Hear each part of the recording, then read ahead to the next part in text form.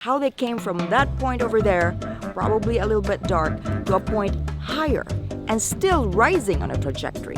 But yet they are relatable. It can be done, and I want you to hear about it. So let's hear Zimon's story.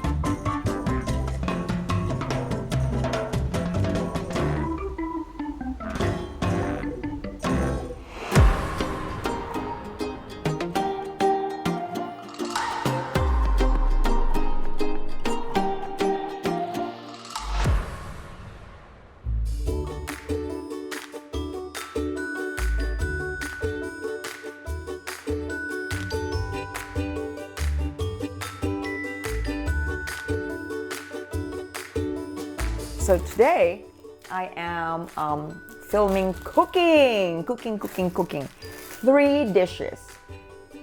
One is Sinigang, which is a sour soup, and the other, all Filipino cuisine. The next one is Arroz Caldo, which is Arroz Caldo. Arroz is rice, caldo is hot, no?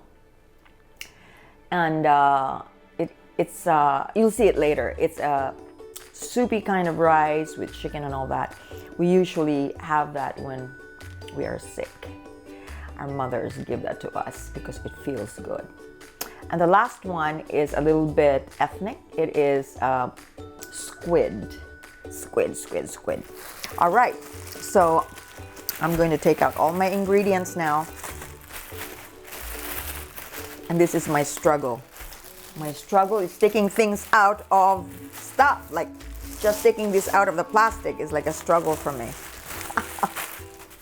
So right now I will be cutting all the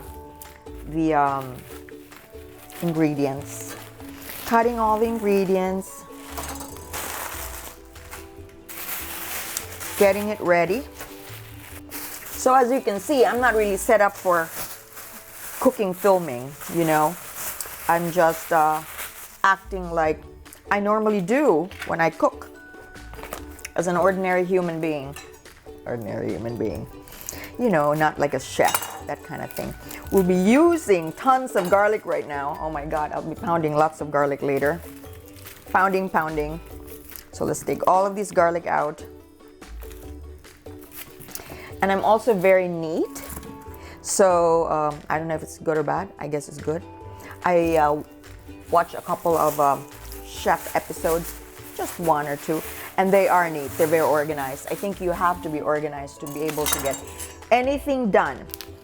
Oh, but let me tell you first, before I even wash these things, what these things that I'm taking out of. So, this is Napa cabbage. We don't have this in the Philippines. So what do we use in the Philippines? I really don't know. What do we use for sinigang? I didn't cook when I was there, so I wouldn't know. But here in the US, this is Napa cabbage. We use it for this sour soup dish called sinigang. We could also use cabbage, but I like this one. And this is Asian string beans. See how thin it is?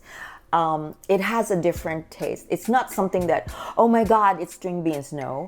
But it has a characteristic taste, and this is what we prefer to use. And then we have the peppers, which is not really spicy, but it gives it a little bit of a kick, just a little. So I don't like it to be spicy, so this is what we do use. And this is radish. It's white radish. It's called daikon, D-A-I-K-O-N. And it also has a particular taste, and I really like it. So you will see this, and I will explain this to you later. So let's set this aside because I am just so neat.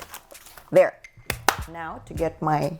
So, I did not really expect to be filming cooking episodes like this. So I don't really have the cool utensils. So I'm just using these metal things to hold all the things that I cut up. Otherwise, if I use my ceramic pots and plates, it'd be so much to wash. So much too clean to wash. So recently, you know, other people think I'm so perfect. Yeah, she's so perfect. She talks of, I talk of health and happiness and all that, which is true. But it doesn't mean that I am without any problems. I do have problems like anyone else. I just have a different way of approaching it. If I have a problem, I admit it and then see what I can do about it. And I don't talk so much about it.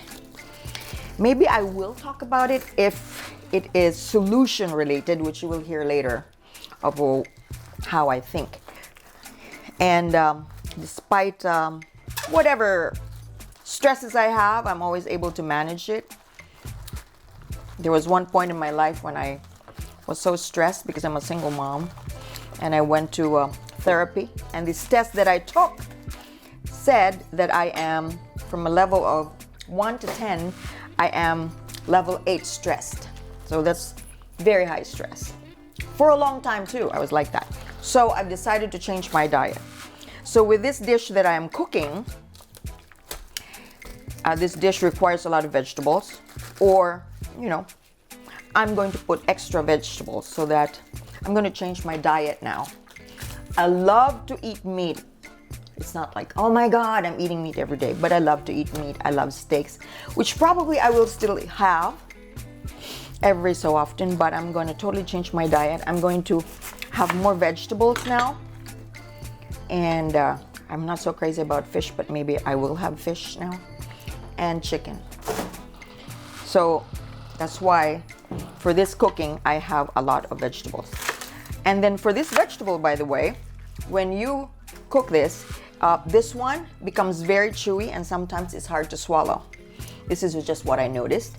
And restaurants don't really use this kind of vegetable. Not for this dish, I noticed. So for me, when I use this, because this is kind of hard to swallow, it's very fibrous. In a pleasant kind of way, I cut it like this, just so it's not going to be hard to swallow.